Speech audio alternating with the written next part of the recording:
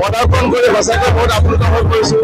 ভবা নাছিলোঁ এনেকে আদৰ দি আমাক কৰিব বুলি, এনেকে মৰম দিব বুলি, এনেকে স্নেহ দিব বুলি।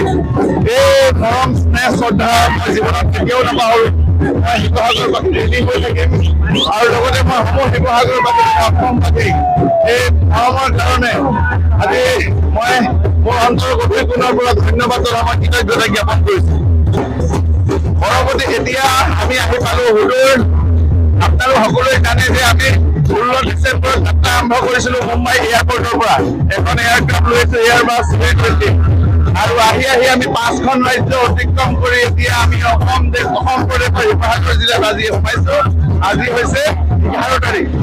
11 তাৰিখে আহি পাইছোঁ আৰু ইয়াৰ পিছতে আমি অসমবাসী ৰাইজক অতি সোনকালে এখন ৰেষ্টুৰেণ্ট ওলাই দিবৰ কাৰণে চেষ্টা কৰিম, যাৰ কাৰণে আমি ইতিমধ্যে প্ৰচেষ্টা হাতত লৈছোঁ আৰু এতিয়া এই প্ৰচেষ্টাত ভৱিষ্যতৰ অব্যাহত থাকিব।